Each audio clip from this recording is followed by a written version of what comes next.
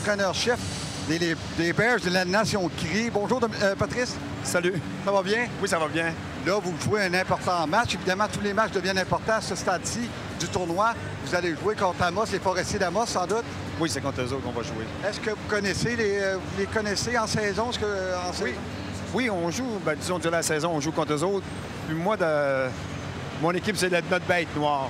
Ah. On a toujours de la misère à jouer contre eux autres. OK.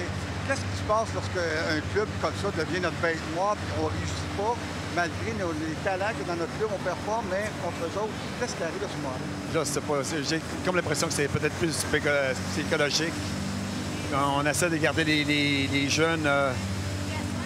Garder le contrôle. Puis, parce qu'ils disons qu'ils nous reconnaissent. Hein. Ils savent qu'on va, on va jouer moindrement physique contre nous autres. Les autres vont embarquer. Ils savent comment jouer contre nous autres. Moi, Patrice, durant la saison, là, vous jouez contre Amos, vous jouez contre qui aussi? Lassard, il y a Val d'Or, les deux équipes Val d'Or, Rouen. Okay. Cette année, il y a seulement six équipes. Okay. Vous êtes un bon club, on a vu vous les voir, ça joue relativement bien ces joueurs-là. Oui, cette année, disons qu'on a un bon club parce que ça paraît aussi, on fait 3 pratiques par semaine. En plus de faire beaucoup de hors-classe, les jeunes ils prennent ça vraiment plus au sérieux cette année.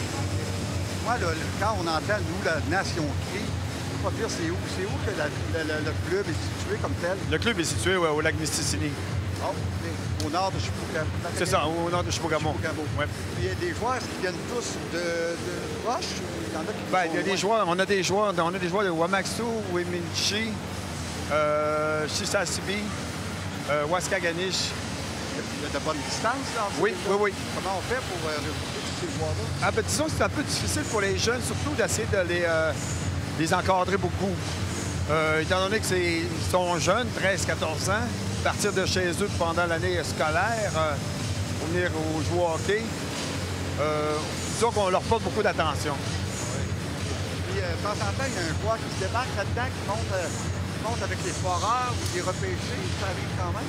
Ah, ça, c'est arrivé, ça fait déjà, je pense, un bon bout de temps de ça qui ont monté là. Puis, on essaie de les préparer. Disons que le désavantage pour eux autres, c'est beaucoup... ils parlent pas français. Ah, OK, quand ils doivent venir jouer ici, mettons dans le midget 3, ils sont obligés d'aller dans une école française. Donc, pour eux autres, c'est une barrière. C'est pour ça qu'on aurait des joueurs qui pourraient venir jouer par ici. Eux autres, ce qu'ils préfèrent après ça, c'est de partir, mettons, jouer en Ontario. Donc, on perd des jeunes. Moi, Patrice, revenons maintenant au tournoi de la 50e édition. Ça se passe relativement bien pour vous autres. Là, c'est quoi le plan? Là? Évidemment, il y a un match qui s'en vient. Y a-t-il un plan de match qui est établi pour battre finalement les Forestiers d'Amos? Oui, c'est vraiment plus avec eux autres, c'est d'essayer de jouer le côté discipline.